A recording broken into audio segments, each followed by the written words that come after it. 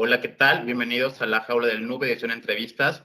Y esta vez está con nosotros Verónica Becerra, que bien, ella es especialista en ciberseguridad. De igual manera también está en los temas de ciberinteligencia. Están mis compañeros del grupo Polity del OYEC y de Buxec, que era la presentación formal.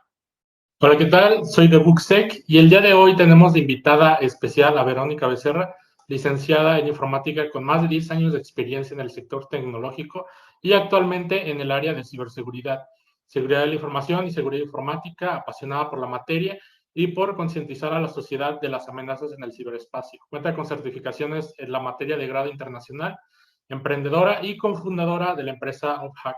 Todo un honor tenerte por acá, Verónica. Bienvenida. Y gracias a nuestro patrocinador, Hack by Security, podrán obtener un 10% de descuento en su nueva plataforma de formación en todos sus cursos con el código JAULA10. En verdad, no se lo pueden perder.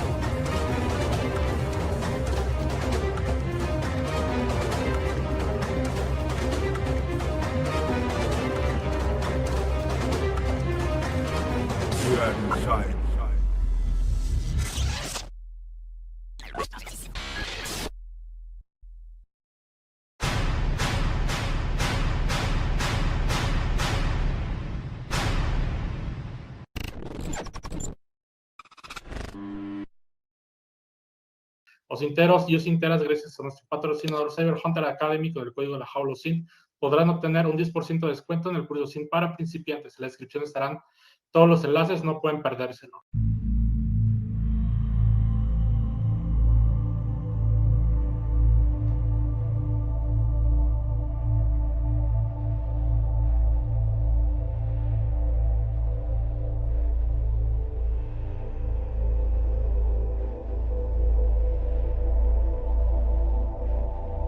¿Qué onda, Verónica? ¿Cómo te encuentras el día de hoy? Hola, muchas gracias por la invitación. Un gusto estar aquí con ustedes para platicar un ratito. Bien, Verónica, pues ahora sí que la pregunta obligada es, ¿desde qué edad estás en esto de la informática? Y pues, ¿por qué decidiste especializarte o irte por la rama de la ciberseguridad? Bueno, ¿desde qué edad?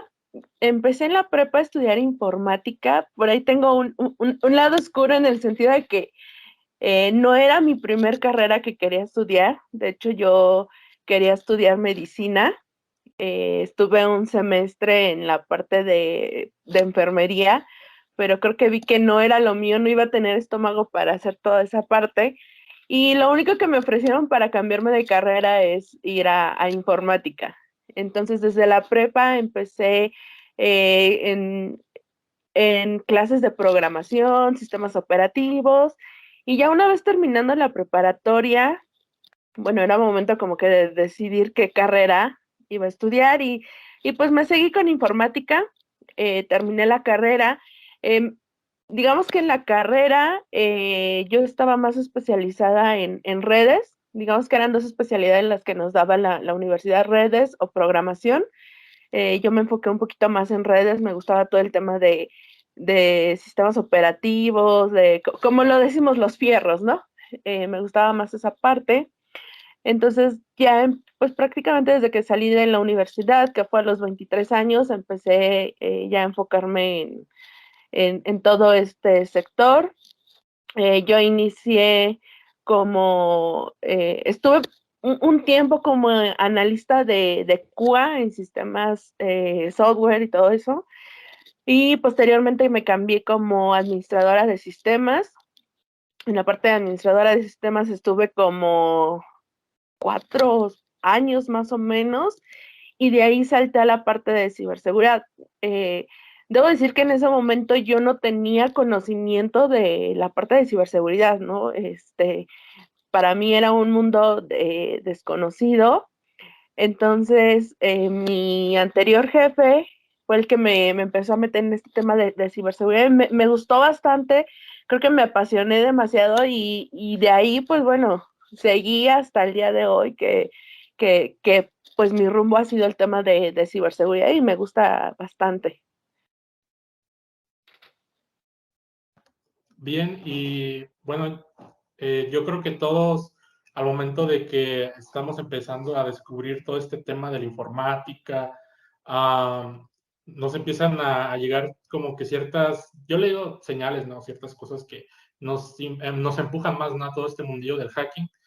Yo en mi caso empecé, ¿no? En el bachillerato y demás con ese tema de la seguridad informática y qué tipos de hackers hay, y tipos de ataques informáticos y todo eso, pero ¿cómo la ciberseguridad o el hacking llegó hacia ti?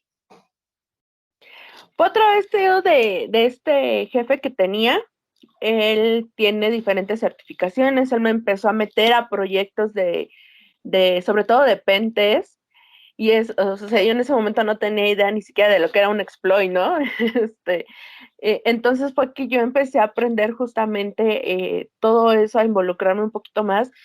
Creo que una de las partes que me ayudó bastante como a entender mucho del tema, por ejemplo, enfocándonos un poquito en el tema de Pentes, es ya la experiencia que yo traía como administradora de sistemas, donde veía parte de redes, parte de pues todos los componentes de los sistemas operativos. Creo que eso me dio la base para entender un poquito el cómo se podrían explotar ciertas vulnerabilidades, hasta dónde podríamos llegar, qué componentes se podrían ver vulnerables, eh, o sea, cómo podríamos escalar el tema de privilegios, todo eso. Entonces, a raíz de ahí fue que me empezó a llamar más la atención y debo decirles que en ese momento, cuando yo apenas como que estaba iniciando, por ahí me trataron de hacer ingeniería social en un trabajo, bueno, más bien en un cliente que estábamos, donde, por ejemplo, era como un cliente de mi cliente, voy así a decirlo, manda un correo diciendo que borráramos todo su buzón de correo electrónico, que en ese momento yo administraba. Resulta que alguien pues había vulnerado su correo electrónico y pues de ahí le estaba pidiendo, ¿no? Y pues sí me llamó la atención, como dije, no, a ver, espera, esto está mal, esto no debería, ¿no? Y más siendo justamente el dueño de esa empresa, ¿no? De ese cliente.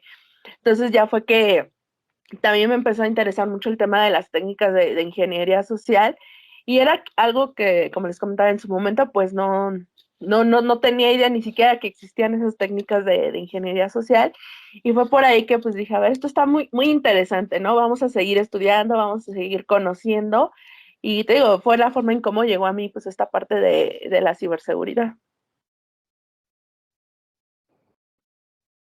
Siempre hay una experiencia detrás, hay una historia detrás, ¿no? Querida Verónica, qué gusto tenerte acá. Qué genial, qué genial. Ahora escuchándote, oye, he visto que te siento un poco nerviosa, pero he visto que tenés un podcast. Y que también tenés tu fan, tenés tu, ¿cómo se llama? Tu comunidad, qué interesante, te felicito, muy buena onda. Ya te había escuchado y la verdad que, ¿sabes lo que me gusta que hacer? No es tanto existe, hay muchos tipos de personas, ¿no? Y a veces nosotros los informáticos como que tenemos un sesgo de que cuando hablamos con otro es como que ya estamos como que, ya sabemos que viene un tema técnico o un tema binario o de algoritmo en la cabeza, de calculador, pero a mí me gusta la naturalidad de las personas, ¿no? Y eso yo rescato mucho y eso lo puedo observar de tu parte y la verdad que me parece genial. Admiro el tipo de personas así. Por ese Gracias. motivo, espero, no tanto una pregunta, sino que nos comentes un poquito de cómo fue tu experiencia, porque yo sé que el tema de la cámara y demás tiene nomás sus temas, ¿no? Cuando uno quiere lanzarse al estrellato, llamémoslo, para poder participar en línea o conversar con alguien, qué sé yo. Normalmente, ¿cómo fueron tus inicios en eso, cuando ingresaste a este mundo de lo que es ya el podcast, tu canal, tu escuela en línea y todo lo que estás haciendo hoy por hoy? ¿Puedes comentar un poco de eso, por favor? Mira, todo empezó a raíz de que, bueno, yo me asocié con un amigo para crear una empresa justamente de ciberseguridad. Y una de las cosas que yo le vi un poquito de ventaja es como, pues, hacerte visible. Eh, en México, pues, estamos, y yo creo que en toda Latinoamérica tenemos el tema de que, pues, si no tienes los contactos adecuados, muy poco vas a crecer en cualquier tipo de industria. Entonces, para mí fue como el hecho de estar vigente en redes sociales, el empezar como a crear, perdón, esta red de conocidos, nos ha dado bastante visibilidad. Entonces fue también que pues dije, bueno, ok, me invitaron a hacer justamente el podcast de pláticas de ciberseguridad ahí con mis compañeros, los dos Raúl y Noé. em, y les dije, bueno, pues yo le entro, ¿no? Creo que también tenemos ahí algunas experiencias que contar, información que compartir. Entonces, eso me ha ayudado más a dar visibilidad tanto a mí como profesional y a la empresa que represento. Y también el hecho de que a mí me gusta mucho enfocarme al usuario final también, porque hemos visto que hay pues un enorme analfabetismo digital. Entonces, muchas de esas personas, pues, que usan la tecnología, pues hoy en día ni siquiera saben del riesgo del ciberespacio que puede haber. Entonces, me gusta mucho enfocarme en eso y tratar de hacer como pláticas en ese enfoque hacia el usuario final y creo que es lo que nos va dando cierta visibilidad y la verdad es que pues ha sido como una estrategia también y nos ha traído buenos resultados. Perfecto. No, Verónica, buenísima tu historia. Además, algo que yo siempre estoy intentando, no sé, eh, fomentar y buscar la inclusión, o sea, mujeres en ciberseguridad, wow, por favor, que haya diversidad, que haya más, todo tipo de perfiles, que haya hombres, mujeres, no puede ser que haya tantos hombres y tan pocas mujeres en algo donde las mujeres pueden aportar tanto y nada, o sea, mayor de mis respetos y la admiración para todas las mujeres que se animan a un mundo donde mayoritariamente siempre estuvo rodeado por hombres y nada, o sea, eh, realmente pienso que se necesitan muchísimas más mujeres en este ámbito, así que buenísimo. No, yo te conozco por los espacios con Isunae, que se han armado, o sea, eh, están buenísimos y no sé, quería preguntarte, más o menos tú contaste cómo fue tu pasaje técnico por la ciberseguridad, ¿cómo tú ves en los aspectos que no tienen que ver a lo técnico, sí a lo humano como lo que a ti te interesa, pero desde un punto de vista del profesional de ciberseguridad y, no sé, las partes legales y cómo, algún momento te has visto como un poco desprotegida en lo que refiere a tu trabajo y que de repente cumpliendo con tus funciones podría estar expuesta a algún tipo de problema por, no sé, por no tener algunas garantías para tu trabajo?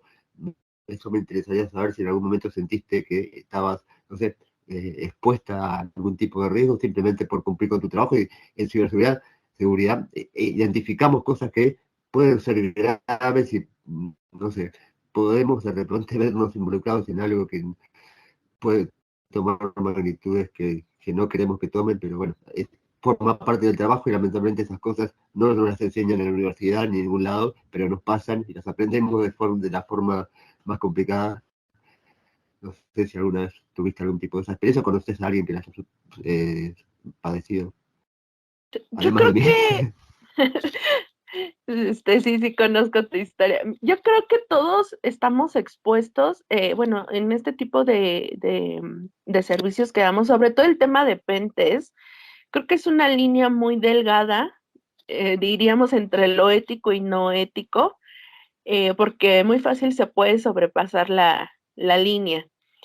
Em, Nunca me he sentido como expuesta o en peligro. Creo que trato mucho de cuidar esa parte. Y una de las cosas que yo he aprendido por los errores de otras personas es justamente a cuidarme en el tema legal, sobre todo, por ejemplo, en el contractual. Cuando nosotros hacemos un contrato con un cliente, en ese contrato viene específico todo lo que se va a realizar, ¿no? Desde, a ver, por ejemplo, si vamos a hacer un pentest de caja gris, que entendemos que la caja gris es que nos van a dar a lo mejor un listado de activos, bueno, ese listado de activos viene dentro del contrato y se va a hacer pues un escenario de caja gris desde tal ubicación, ya sea si es interno, externo, el horario en el que se va a hacer ese pentest, los resultados a los que queremos llegar, las personas que van a estar involucradas, todo, o sea, todo especificarlo dentro del contrato justamente, porque recuerdo, creo que fue hace 3 años más o menos en Estados Unidos que una empresa justamente de Pentest le realizó un ejercicio a uno de sus clientes allá en Estados Unidos y creo que por ahí no estaban bien, o sea, bien fundamentado el tema legal y creo que los demandaron a los consultores por haber hecho ciertas pruebas que creo que no estaban dentro del alcance, ¿no? Entonces, ese tipo de cosas, de conocerlas, pues a nosotros nos van dando como información para cubrirnos en ese aspecto legal. Digo, afortunadamente con ninguno de los clientes que tenemos hemos tenido esos temas legales. Y también, bueno, dentro del equipo de trabajo, pues también es importante el tema de la confidencialidad, porque como les digo, es muy fácil pasar esa línea de lo ético a lo no ético, donde si estás haciendo un pentest y encuentras información que puede ser muy valiosa, llámese datos de una base de datos, perdón, información de una base de datos, eh, pues tú dices, bueno, igual y esta la puedo vender o igual puedo sustraerla y después eh, pues hablar con el cliente para que me pague cierto dinero y no darla a conocer. Ya a lo mejor desde otro perfil un poquito más anónimo, pero al final de cuentas creo que hacer ese tipo de acciones pues repercute en tu persona, en tu marca, y si te ha costado, digamos, levantar una empresa o si eres freelance y te ha costado como que también te tomen en cuenta para ese tipo de proyectos, pues tirarlo por algo así, pues creo que no valdría tanto la pena. Bueno, eso es lo que yo pienso, ¿no? Pero a lo mejor habrá opiniones divididas porque pues, por ahí dicen, ¿no? Que el dinero bien ganado no dura tanto. Pero pues aún así, creo que manejarnos de forma ética en este aspecto, al menos para mí es lo mejor. Y no, afortunadamente, pues no he tenido como que ese estar envuelta en temas legales, espero no, no tenerlo, pero digo, al final siempre estamos en riesgo, ¿no? Y no solo a lo mejor de que alguien de tu equipo robe información, sino que incluso hasta haciendo las mismas pruebas llegues a lo mejor a afectar productivamente un servicio que traiga pues temas de pues de impacto hacia el cliente y que no estén visualizadas en ese momento, pero que sí te diga el cliente, ¿sabes qué? Es que, no sé, me tiraste un servidor haciendo una prueba y eso me generó pérdidas de N cantidad de dólares, de pesos, de lo que queramos y pues contractualmente pues tenemos que proceder, ¿no? O legalmente tenemos que proceder. Entonces, pues sí hay que tener como que mucho cuidado y sobre todo para los chicos que van empezando en este aspecto del hacking, muchas veces nos gana la emoción, ¿no? De, pues ya tengo este exploit y lo ejecuto y quién sabe qué vaya a pasar, ¿no? Y muchas veces pues son exploits que te causan una denegación de servicio y pues ni siquiera te diste cuenta, no sabes si el servidor se reinició o no, y no sabes si le tiraste a un servidor productivo, a un sistema productivo, entonces sí hay que tener también mucho cuidado en eso, porque pues eso también pues te puede traer temas legales, pero como les digo, hasta el momento, y espero que no, nunca me pase, estar inmiscuido en un tema legal. Bien, yo quiero abordar ahora, pues precisamente que hablaron un poquito de la privacidad, pues este tema de que se están filtrando la información. Recuerdo ya hace algunos atardeceres que pues fui de las primeras personas que posteaban realmente lo que sucedía en Breached y este tipo de sitios. Pero bueno, yo pensé que cuando se acabaran estos sitios, que no fue lo que sucedió así, pues arrestaron a POM, cerraron Breached, pero finalmente la información sigue corriendo, se sigue yendo a otros foros. Ahora sí que los Black Hats o los crackers migran rápidamente de plataformas y de hecho he visto una consistencia que creo que algunos de ustedes también pueden observar, que es que ya ni siquiera da tanto miedo a las pandillas de ransomware el hecho de estar como que metidos en la deep web o estar como que tan ocultos. Ahora ya es como que pues les vale un poco cacahuate o suben todo ya a la ClearNet, o sea, los ponen ahí los links en Anon Files o los suben a cualquier sitio. Ya ni siquiera está como esa secrecía de tener que ir un poco más profundo para acceder a estos sitios. Pero mi pregunta o la controversia que quiero generar va un poco más dirigida a, en el momento que esto sucedía, yo pues contribuía a cualquier persona que posteaba algo de algún leak, yo lo recompartía o y directamente le mandaba así con copia y le ponía una arroba y seleccionaba al usuario. O sea, si era Santander, les mandaba un tweet directamente a Santander como diciendo, aquí está tu leak. Lo hacía también con Televisa o así como anunciándolo, haciéndolo un poco más grotesco. Finalmente el leak no lo había hecho yo, pero así como darles a entender de, mira, está esto público y no porque no te lo enseñen, o sea, a lo mejor puedes tener el pretexto de que no te enteras, pero si ya te están mandando un tweet que tiene la evidencia de que está ahí el leak, pues yo no sé qué es lo que pasa. O sea, la controversia, lo que te quiero preguntar es, ¿va a haber algún momento en el que nos hagan caso? ¿Se tiene que filtrar la información de qué? ¿Del presidente de la República? ¿Del partido de Morena ya se filtró? ¿No pasó nada?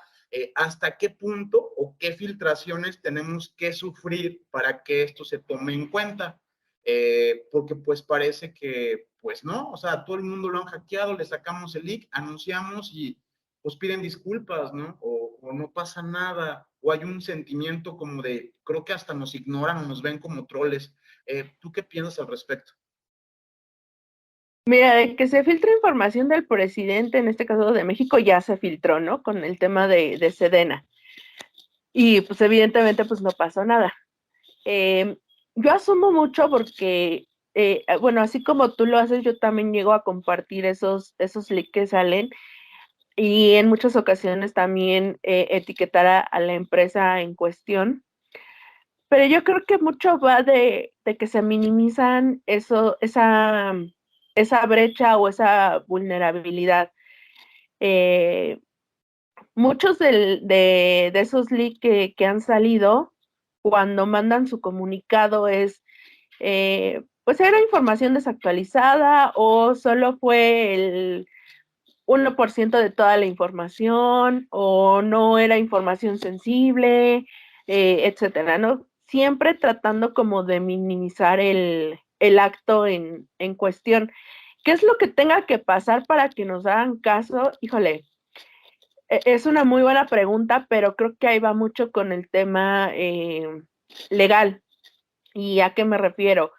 Si tú como cliente a lo mejor de una empresa en cuestión que fue vulnerada, que su información se está vendiendo y esa información que se está vendiendo es información, por ejemplo, de los clientes, y tú eres cliente de esa empresa, creo que ahí tendríamos como que esa responsabilidad de denunciar legalmente para que vean que pues que ya hay personas que se están preocupando por sus datos personales que están pues por todos lados o que salieron en ese leak.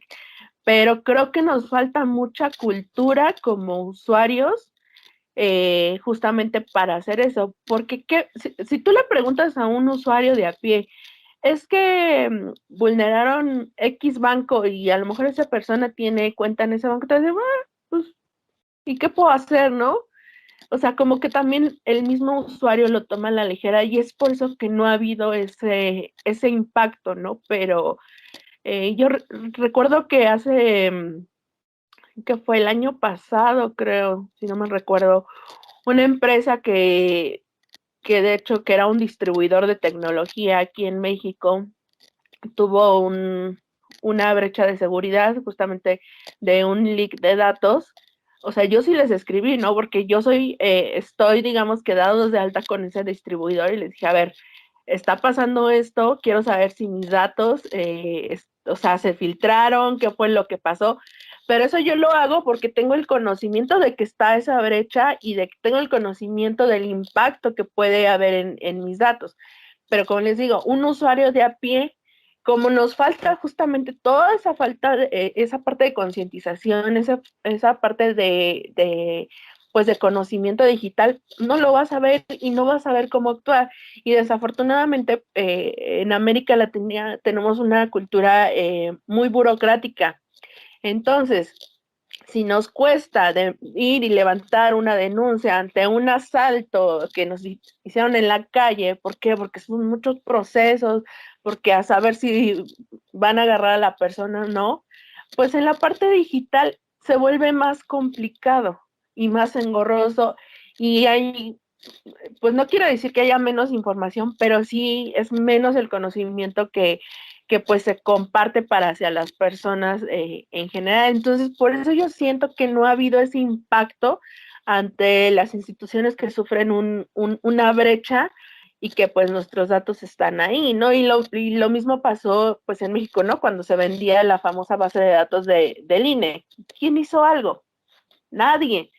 Pues sí, nuestros datos por ahí andan ya, pues ya cualquiera donde metemos datos, no sabemos si siquiera es un sitio seguro o no, empezando desde ahí.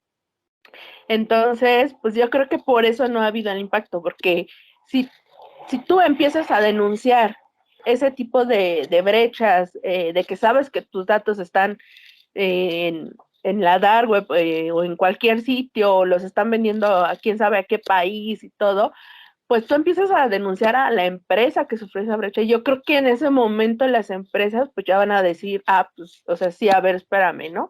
Porque ya le están cayendo demanda tras demanda, pero mientras no se haga eso, y pues a nosotros muy fácil nos podrían engañar esas empresas sacando su comunicado diciendo que, no, solo el 5% de la información fue afectada, no es información, sensibles, información desactualizada, pero los que estamos de este lado, cuando tenemos acceso a esa información y que estamos viendo la información, pues sabemos el otro contexto, ¿no? Entonces, creo que esa es la falta todavía de concientización y pues de hacerle saber a toda la gente que pues la información que se roba, pues también se puede ocupar en muchos casos, ¿no? Y creo que ya se está generando un poquito de conciencia, pero todavía falta más.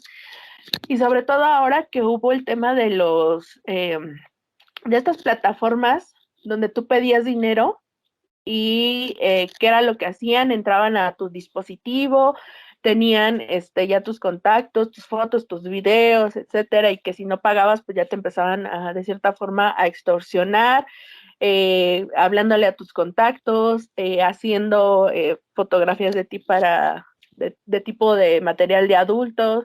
Entonces creo que es cuando se empieza a hacer un poquito de conciencia, porque si se fija, bueno, aunque todavía existen algunas aplicaciones, pero hubo un movimiento muy rápido para desmantelar a ese tipo de aplicaciones, al menos aquí en México, que no recuerdo si fueron 60 y tantas aplicaciones las que desmantelaron, pero es eso, o sea, cuando se empieza a hacer más masivo y la gente empieza a denunciar, justamente es cuando ya las autoridades de cierta forma hacen caso y yo creo que eso es lo que nos falta en los demás, ¿no? Por ejemplo, cuando son cuentas de banco o de alguna aplicación en específico, pues sí nos falta como que todavía esa parte de denuncia. Ahora resulta que sale Marcelo Ebrard, esta figura que acaba de salir de cierto partido político, a decir sobre este Plan Ángel, ¿no? Que incluye el tema de la inteligencia artificial, muchos temas, digo yo, un poco locos, un poco pendejos, un poco de película, ¿no? ¿Qué piensas sobre esto? Si decirle a Marcelo Ebrard que deje de ver Terminator, que deje de ver Blade Runner, ¿qué opinas sobre todo esto? Y yo quisiera que Brad y las personas que estamos en tecnología tuviéramos un debate en esa cuestión. A ver, lo del Plan Ángel, creo que apostó por todo y la forma en cómo lo está vendiendo desafortunadamente le está haciendo ganar muchos simpatizantes. ¿Por qué? Porque él te anuncia de vamos a tener el México más seguro de la historia. Pero con tecnología no lo vamos a solucionar. Creo que la base viene desde los mismos procesos, de las mismas personas que están ocupando ciertas sillas, y pues mientras no haya cambios en esa cultura, la inseguridad va a seguir. O sea, si tengas la tecnología de punta, va a seguir. ¿Qué es lo que yo veo en los comentarios? Porque yo me he estado metiendo mucho a las redes sociales justamente de Brad para ver qué es la opinión de la gente. Y la gente dice, no, sí, es una propuesta muy buena, así vamos a acabar con los delincuentes, y no es realmente eso, porque lo que no te dicen es que si se llega a implementar ese tipo de tecnología, no es que va a seleccionar quién es el delincuente y quién no, o sea, te va a escanear por igual, seas o no seas delincuente, el escaneo es igual y van a obtener tu información. Yo comentaba con algunos amigos y decíamos, a ver, ¿cuál es la diferencia entre China, que está, digamos, más maduro ese tipo de implementación de tecnología, y en México, y yo creo que en América Latina? Es que, por ejemplo, la parte de, ay, se me fue la palabra, híjole,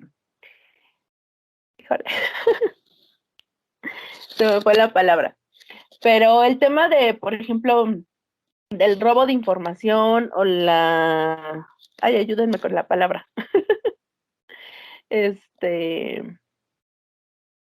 Híjole. La fuga de información, el leak. No, perdón, la corrupción, era la palabra que quería entender. Okay. El tema de la corrupción, por ejemplo, en China se castiga con la muerte, ¿no?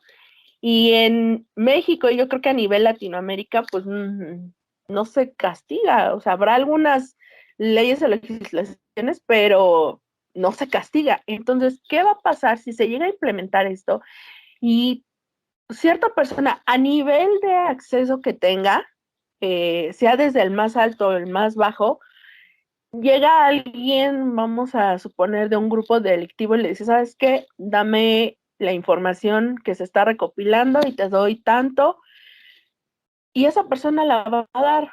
¿Por qué? Porque existe la corrupción, porque lamentablemente también los sueldos en Latinoamérica y a nivel gobierno son mal pagados, y entonces que te llegue alguien con un dinero fácil y que tú vendas esa información, pues va a pasar. Y desde ahí ya estamos viendo la inseguridad, o sea, desde el mismo núcleo que nos quieren vender como seguro, va a suceder la inseguridad. Entonces, imagínense que toda esa información la tengan ciertos grupos delictivos, o esa información se empiece a vender, como en su momento lo mencionamos, como la base de datos del INAH y en Tepito. ¿Qué va a pasar con nuestros datos biométricos? Como yo les decía, bueno, tú un dato a lo mejor de una contraseña, pues vas y la cambias, o ya no usas el correo, o sea lo que sea, pero ¿cómo vas a cambiar tu huella? ¿Cómo vas a cambiar tu iris? O sea, ese tipo de datos que, aunque existen algunas regulaciones para manejarlos, cuando ya lo tienen los ciberdelincuentes, ya es muy difícil como que, pues, ¿cómo lo cambias? Entonces, es algo que, y yo cuestiono justamente a esta gente que empieza a decir que es una propuesta muy buena, y yo les digo, a ver, ¿te has puesto a pensar en el impacto y el riesgo de que alguien robe esa información? O sea, tus datos biométricos. ¿Te has puesto a pensar, o más bien conoces tus derechos digitales? ¿Conoces tu derecho a la privacidad? Y es lo mismo, ¿no? Recaemos en el tema del alfabetismo digital. Entonces, para mí no es una propuesta buena en esa cuestión mientras no tengamos bien los cimientos de procesos, de gente que realmente trabaje para el bien de México y no para su propio bien. Porque vamos, la tecnología puede ayudar, sí, claro. Yo siempre he dicho que la tecnología es buena siempre y cuando se ocupe de manera responsable. Pero creo que en este caso, por ejemplo, de Brad, pues lo está vendiendo como la solución total a la inseguridad y pues no vamos lejos, o sea, te muestran también pues el tema morfológico de cómo va, de cómo camina un delincuente o cómo se puede detectar, ¿no? Si es el delincuente o no. Pero pues te sientas a comer con él en la misma mesa, ¿no? Hablando de cierto tipo de criminales. ¿Y por qué no se hace nada? Entonces, hay algunos criminales que incluso saben dónde se mueven, con quién se mueven, por dónde andan, y son los que más afectan al país y realmente no se hace nada. O sea, con este tipo de herramientas o de tecnología, que realmente qué es lo que pretenden, ¿no? Entonces, también otra cuestión que yo veía en uno de sus videos es que decía que el tema del presupuesto, él ya sabía de dónde lo iba a sacar y no le iba a costar como un peso más de lo que ya se tiene planeado en cuestión de presupuesto.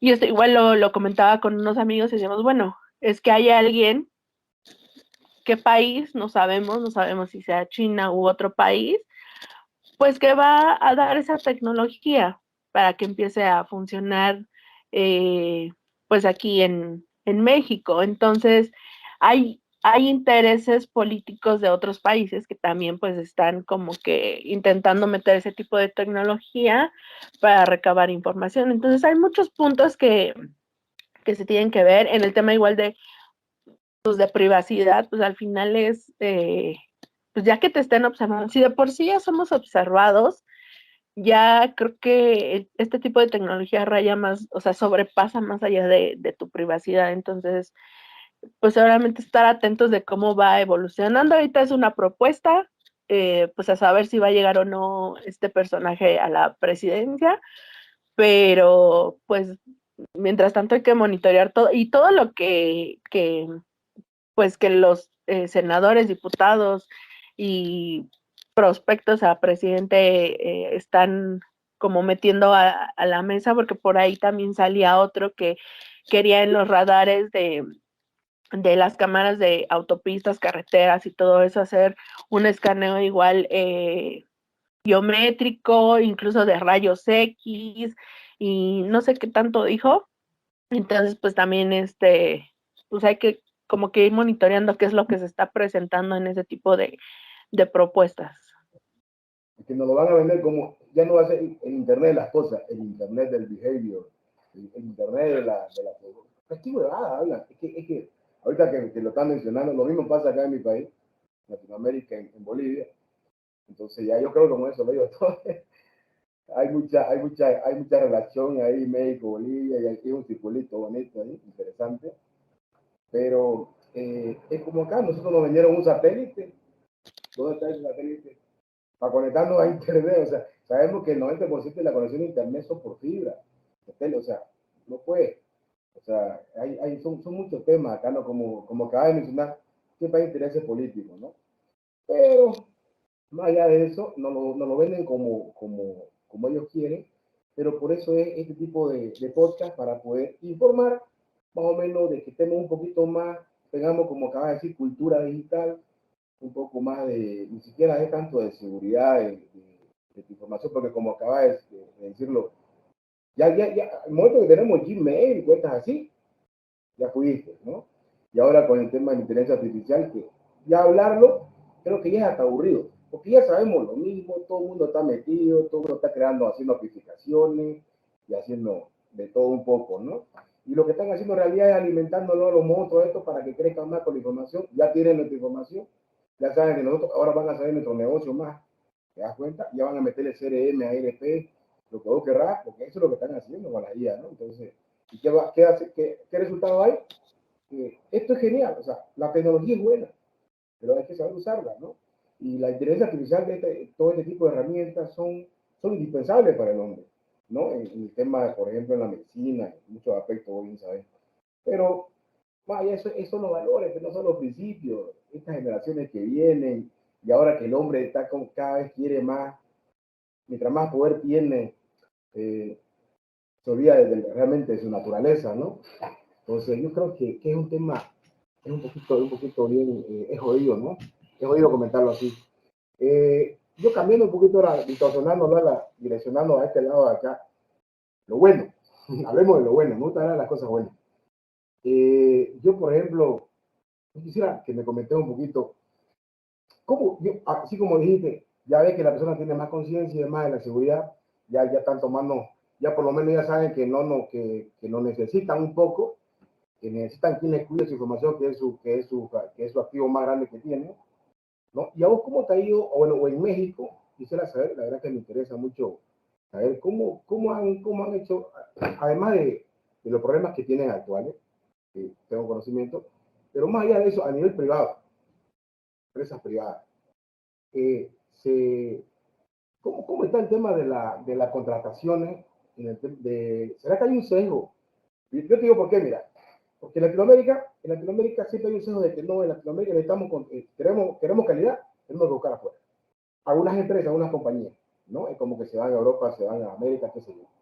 Eso obviamente, algunas la hacen, ¿no? Existe todavía de alguna manera ese sesgo, ¿no? De que afuera, pero nosotros sabemos que hay muchísimo talento acá. Mi querido aquí, brother, Alberto Daniel lo sabe muy bien. Aquí en la parte de Latinoamérica tenemos bastante talento, pero siempre de pronto pensamos que por lo que es afuera y ellos tienen, de pronto tienen una oportunidad de entrar a compañías más grandes donde sí te puedes foguear, como se dice, y adquirir un know-how un poquito más amplio, ¿no? Pero ahora con el Internet, con la conexión, con la libertad que tenemos, yo creo que podemos, de alguna manera, no tanto, ¿qué te puedo decir? Ya ese sesgo, yo creo que de una manera bajar un poco el volumen y si te pones a pensar, vos crees, lo que pasa es que te iba a decir otra cosa, pero por el tema de lo que es público, mejor lo cambio. Vos crees que ahorita en México, de lo que comentaron actualmente, se está valorando el capital intelectual mexicano, o están un poco más al estilo gringo, o se van para Europa, o de dónde están más o menos reclutando, o cómo lo veo en el tema de las contrataciones de los profesionales en México, en el área de seguridad, sobre todo en tecnología, ¿no? ¿Cómo es el panorama hoy por hoy? Híjole, creo que siempre hemos tenido el tema de la brecha salarial. Creo que ese siempre ha sido como el principal problema. Tengo conocidos que están en el área de ciberseguridad trabajando en empresas, digamos, reconocidas, y que no solo tienen oficinas aquí en México, sino tienen oficinas en otros países. Y creo que lo que afecta mucho es ese salario bajo que se tiene. Entonces, retener a la persona o al consultor cuesta mucho trabajo, porque si la empresa no está dispuesta a pagarle lo que realmente vale esa persona, pues esa persona se va a ir a otro lugar, y llámese que se vaya, perdón, a España, que es donde suelen irse más, o a Estados Unidos, los que tienen oportunidad. Entonces, ha sido un conflicto. ¿Y cuál es el tema aquí? Las empresas te piden un nivel de conocimiento alto y sobre eso una cantidad de certificaciones. En cuestión de ciberseguridad sabemos que las certificaciones no son nada baratas. O sea, yo creo que la más barata, por así decirlo, en pesos mexicanos te costará por ahí unos 30,000 pesos, ¿no? Y eso me estoy viendo, creo que muy exenta, pero ¿qué es lo que pasa? las empresas te dicen, bueno, yo te pago la certificación, pero te retengo 2, 3 años, más o menos lo que dure el vencimiento de la certificación. Pero cuando el consultor no está como de acuerdo en eso o se quiere mover rápido de esa empresa, pues prefiere él pagar su certificación. Entonces llega un momento en que como consultor o como profesional tienes ya una cantidad de certificaciones que ya muy pocas empresas se permiten pagar. Y yo les voy a dar un ejemplo. Hace 2 años, más o menos, me contactó una chica de una empresa y me dice, oye, mira, estoy buscando consultor, un pentest. Creo que me pedía como 4 certificaciones. Y le dije, ok, ¿y el sueldo más o menos en cuánto está? Y me decía que eran 18,000 pesos mexicanos, ¿no? Y yo dije, a ver, 18,000 pesos mexicanos contra 4, digamos, de las certificaciones más grandes que me puedes pedir en ciberseguridad. Le digo, o sea, no hay un balance. Y le dije, mira, yo sé que ese no es tu, pues tu error. Le digo, porque al finalmente a ti te pasan la vacante y tú la publicas y tú buscas al personal, ¿no? Le digo, pero lo que tú estás pidiendo con lo que estás ofreciendo no va de la mano. Le digo, por esas 4 certificaciones que tú me estás pidiendo, o sea, no lo vale. Le digo, ahora sí que te deseo suerte y si lo encuentras, pues qué bueno, ¿no? Y lamentablemente también llega a pasar que la necesidad, pues nos llega a aceptar ese tipo de condiciones de trabajo, donde el sueldo es muy mal pagado, pero te requieren un cierto nivel de compromiso y de conocimiento. Entonces, cuando el consultor tiene una oportunidad muchísimo mejor, pues se mueve, o sea, ni la piensa, se mueve. Y digo, y eso pasa creo que tanto para alguien que va a ser contratado directamente con la empresa y como empresas también que proveemos servicios hacia los clientes. Como empresa, también los servicios de ciberseguridad pues no son nada baratos.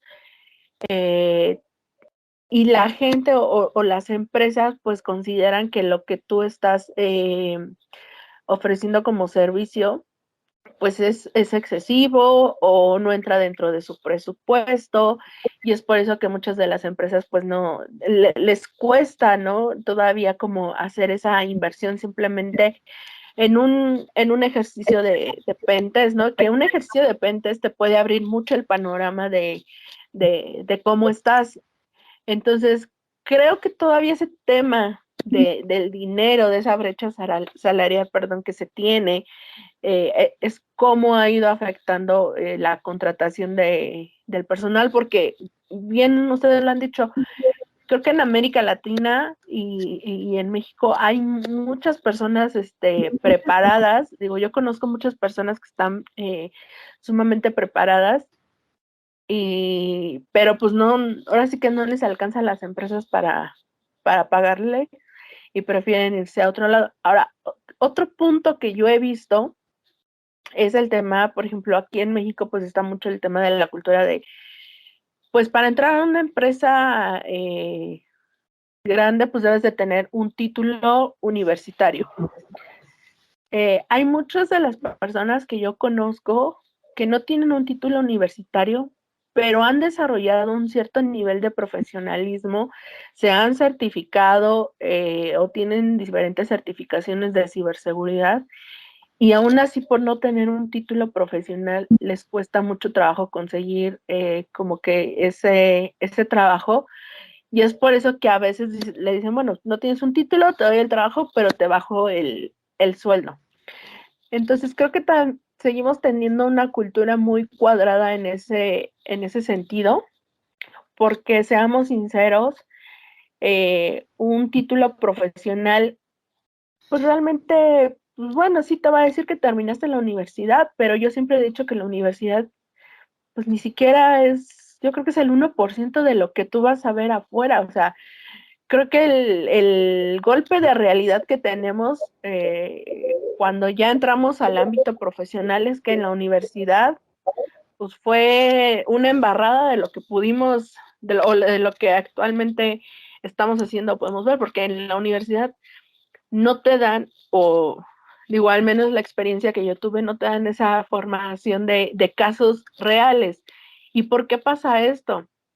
Porque muchos de los profesores que tienes en la universidad ni siquiera han estado en un campo laboral de, de lo que están enseñando. Es decir, muchos, al menos a mí lo que me tocó, muchos de mis profesores terminaron una carrera, terminaron una maestría, voy a poner un ejemplo, en base de datos, y después se convirtieron en profesores y enseñaron lo que a ellos les enseñaron, pero nunca te hablan como que de ese ámbito pues profesional o a lo que te puedes encontrar en las empresas, casos reales, cómo solucionarlos. Entonces, pues ese golpe de realidad también afecta mucho cuando pues te dicen, no, necesitas tener un título universitario, pero pues el título universitario, pues la verdad es que solo es simplemente un papel y un formalismo, al menos es así como yo lo veo. Entonces, creo que también habría como que, pues no sé si erradicar ese tipo de pensamiento, donde mientras tengas el profesionalismo, ciertas habilidades o skill, pues puedes acceder a un trabajo bien pagado, ¿no? Pero les digo, creo que eso también va mucho de la cultura empresarial que se tiene en cada país. Digo, no sé cómo ustedes lo vean. Bueno. No, comparto 100% lo que dices con respecto a un título universitario. Acá en Uruguay yo pude acceder a trabajos en el Estado porque en el Estado para ciertas posiciones en informática es un requisito excluyente tener un diploma universitario, ser un profesional universitario, es excluyente. Para mí, como dices tú, es un papel que simplemente dice que fuiste a determinados cursos, los aprobaste, pero nada más que eso, o sea, y hay tanta gente que tiene muchísimo más conocimientos que alguien que haya cumplido con esos requisitos, que alguien que haya simplemente seguido esa formalidad de pasar curso de álgebra, no sé, inteligencia artificial, base de datos, arquitectura de sistemas, sistemas operativos, nada, o sea, el valor para mí, o sea, me sirvió para abrir puertas y poder entrar al gobierno de Uruguay, de otra forma no hubiese podido entrar, pero si yo tuviese que contratar a un ex profesional en determinadas áreas, el título, no tener título, sería algo que para mí el peso que tendría sería totalmente, sería algo irrelevante, serían otros elementos los cuales pesarían para mí a la hora de contratar a alguien o no. Algo que dijiste que me parece muy interesante, en algunos países la corrupción se paga con una pena de muerte.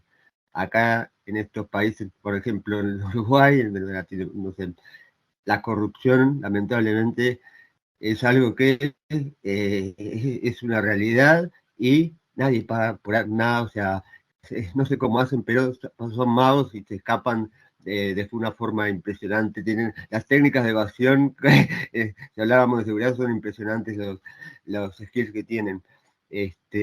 Y bueno, respecto a la fuga de datos y demás, te cuento, no sé, acá en Uruguay, hace un par de años, Dirección Nacional de Identificación Civil, la dirección donde se almacena toda la información de los ciudadanos uruguayos, documentos con las que se generan los documentos de identidad. Y desde hace poco los documentos de identidad incluyen información biométrica, tienen dos chips, uno con información biométrica y otro con un chip que permite firma electrónica avanzada, que básicamente te permite firmar cualquier documento digital con el mismo valor que un documento firmado de forma regular. Eso está en los documentos de identidad de todos los uruguayos. Se detectó hace un par de años, en diciembre, de que había habido un problema de seguridad en esa agencia de los sistemas, se había detectado que había una actividad irregular, y bueno, un insider realmente sacó esa información por afuera porque estaba realmente enojado, porque venía diciendo de forma constante a su superior que se tenía que invertir en seguridad, que estaban mal, que estaban realmente con muchos problemas, que tenían que mejorar la seguridad. Bueno, se calentó porque cuando pasó eso dijo, yo les dije, bueno, pasó. Y bueno, ¿qué fue lo que hizo el Estado? Lo que tú comentas, la estrategia es minimizar el incidente, tratar de hacerlo lo menos, no, esto fue irrelevante, o sea, no pasó nada. Después, intentar desacreditar a la fuente. Un periodista intentó cubrir esa nota, me contactó a mí, me hizo una nota telefónica, la cual creo que no fue muy favorable para el Estado, pero bueno, siendo realista, me preguntaban, entre otras cosas, una persona que esté, alguien adentro de un sistema durante determinado tiempo, ¿se puede saber exactamente qué fue lo que hizo, lo que hizo? No, pudo haber hecho cualquier cosa, y, o sea, no, o sea, nada, se detectó en un momento donde ya está, ya tomaron, ya pasó, o sea, no hay nada que hacer y las trazas, o sea, la etapa final de la eliminación de todas las evidencias, eso te deja sin elementos para poder sacar muchas conclusiones. Y bueno, con un poquito más de investigación, llegó a la conclusión de que habían estado entre el sistema 6 meses. Imagínate, estamos hablando de que no es información del Estado. El Estado es un custodio de la información de sus ciudadanos, que incluye la información biométrica para los pasaportes, por ejemplo, que tenemos TIP. Esa información la tiene el Estado, pero esa información es mía. Es mi información personal, privada. La biométrica es la más personal, o sea, soy yo. Y estos son los custodios solamente. Y si no hubiese sido por esa filtración, este comentario del insider, jamás nos hubiésemos enterado de esto. Y yo esta es mi información, yo tengo derecho a saber de que eso pasó y que mi información se vio comprometida. Es algo que es fundamental, es algo ético, es algo que por un tema de transparencia, no sé, me parece que es básico. El no hacerlo me parece que es algo totalmente, pues, no aceptable, o sea, me parece un comportamiento totalmente irresponsable, incluso criminal, no hacerlo, o sea, porque no es tuyo lo que estás protegiendo, pasó algo, infórmalo, dilo, no está nada mal en que sufras una brecha de seguridad. Les puede pasar a cualquiera, pasa a cualquiera.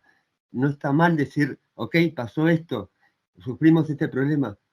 Díganlo, el secretismo no ayuda a nada, seamos transparentes en algunas cosas, mientras no haya problemas como, no sé, seguridad nacional o algo que implique cosas muy serias, hay cosas que hay que ser transparente, no hay que tener vergüenza de admitir que pasan cosas. Además, ayuda a transmitir ese tipo de cosas, el crear conciencia de estos problemas y que la gente además sea consciente de que pasó esto y no como tú dices tú la diferencia de, reporto de esto que me hace a mí, que algún hacker de China o de Rusia tenga esta información. No, sí, es tu información, tienes el derecho a saber qué pasó y a protestar y que el estadio se haga cargo.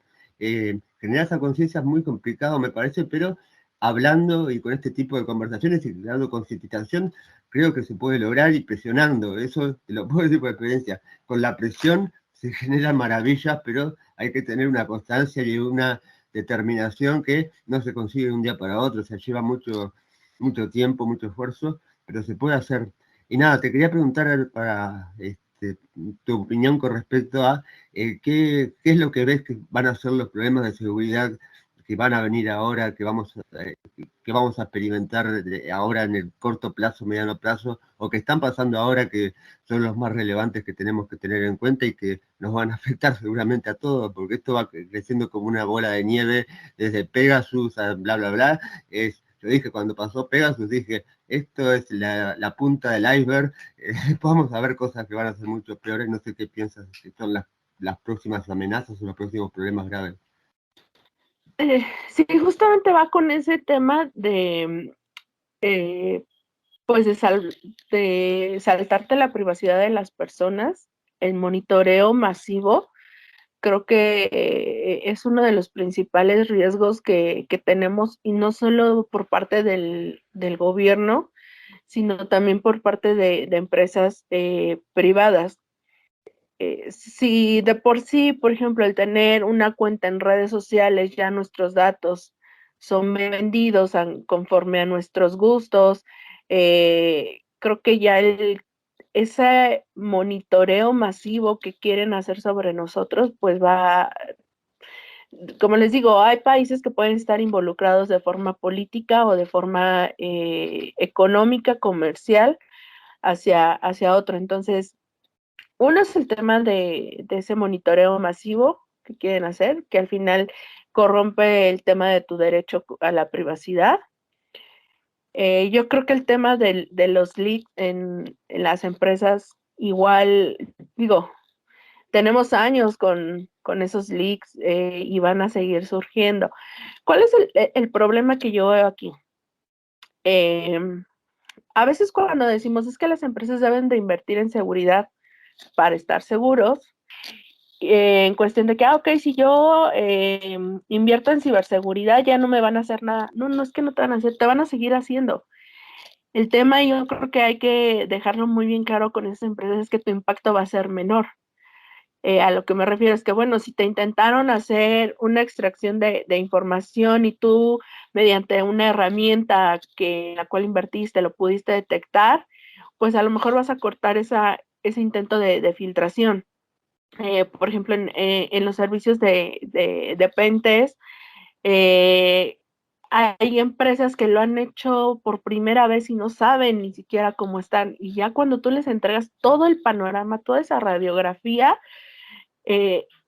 y les dices, pues, a saber, por ejemplo, me tocó hace poco con un cliente en uno de sus sitios web un SQL injection. Sabemos que el SQL injection, pues, lo explotas y mira, te traes toda la base de datos, toda la información que tenga esa base de datos. Y le digo, a saber si ya te la explotaron en algún momento y pues obviamente ni siquiera te diste cuenta y pues ya esa información probablemente por ahí esté. Le digo, probablemente no, porque ni siquiera te han como contactado para decirte, pues, ¿sabes qué? Explota esta vulnerabilidad, tengo cierta información o no.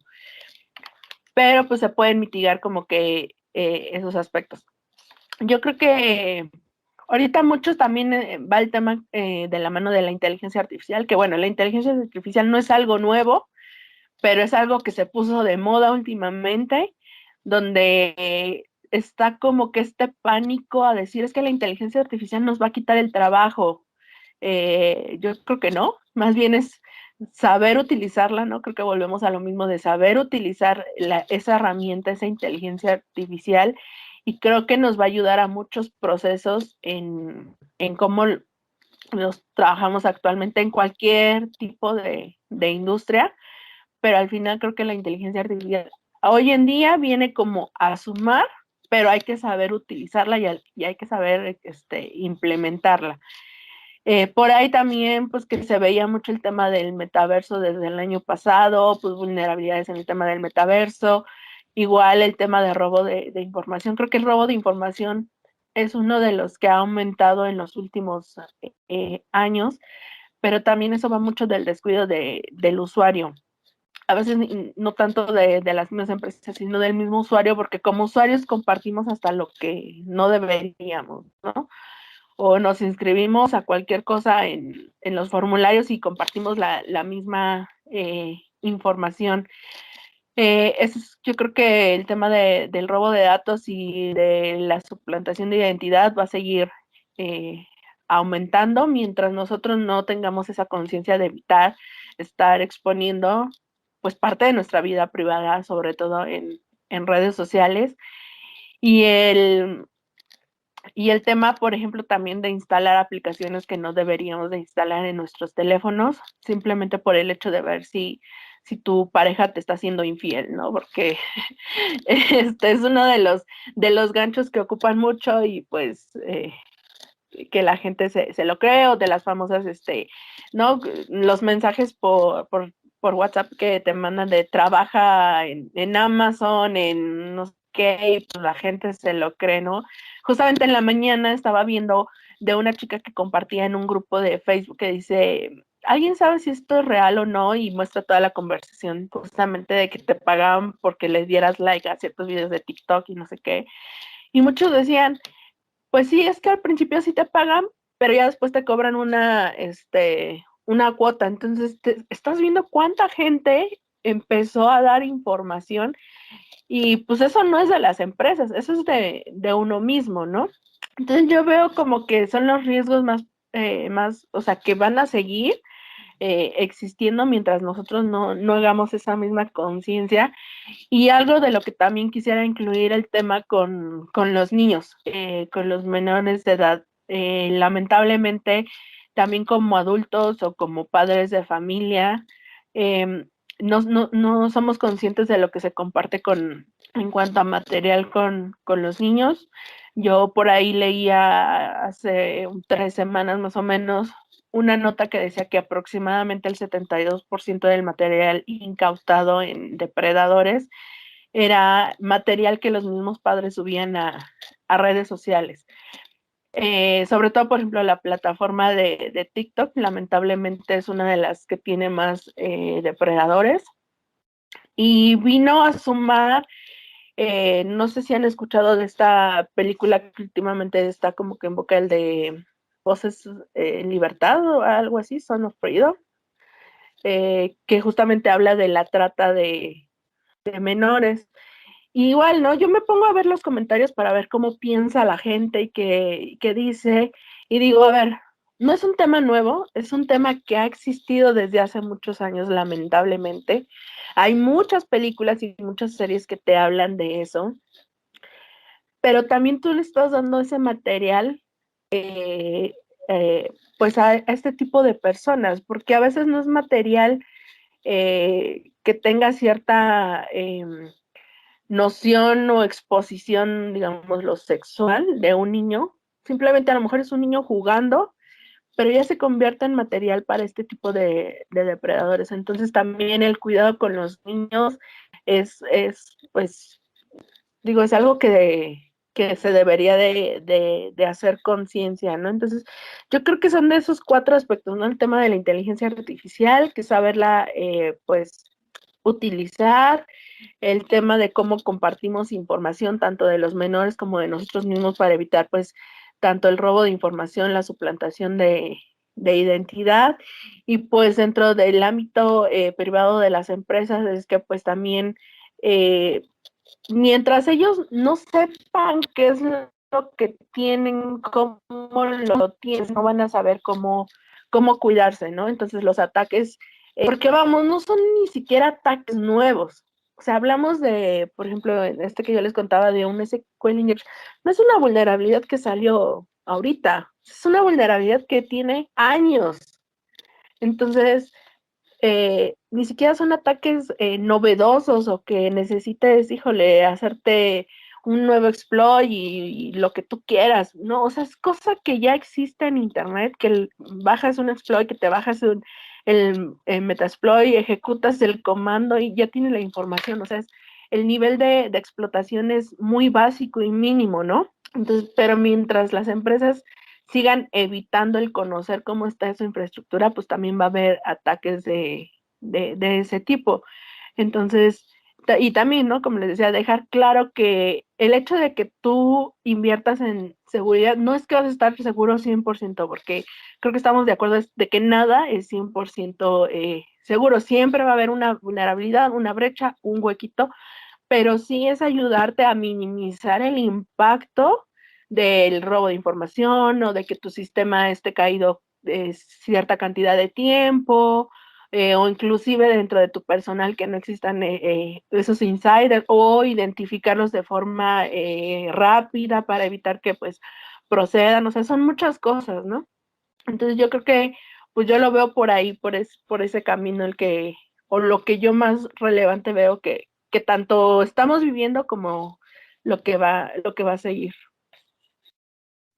Bien, Verónica, y ya para la última pregunta, pues nos gustaría saber qué más haces, aparte de estar en la computadora combatiendo a los cibercriminales y andar haciendo tus investigaciones. ¿Qué más haces en tus tiempos libres? Si nos quieres compartir un poquito. Híjole, pues en mis pocos tiempos libres, porque la verdad es que son muy pocos, pero pues igual por ahí me gusta, no sé, ver alguna serie. Últimamente creo que me he vuelto muy fan de los podcasts de cosas paranormales, que luego justamente luego estoy trabajando y los estoy escuchando. pues también me gusta salir mucho, me gusta viajar, me gusta mucho salir a conciertos, pero aunque la edad ya no nos dé tanto para permanecer tanto tiempo parados, pero sí me gusta mucho salir, exposiciones, museos. También me gusta mucho leer. Me he enfocado, a veces quisiéramos como alejarnos del tema a lo que nos dedicamos, pero creo que una lectura de un libro en ciberseguridad o que te habla de técnicas de ingeniería social o cualquier cosa, pues a veces es bueno por ahí estarlo leyendo, pero pues sí, prácticamente en los pocos ratos libres que tengo, eso es lo que llego a hacer. Pues muchísimas gracias a todos. Ha sido así que un gusto tenerte por aquí, Verónica. Esto fue La Jaula del Noob.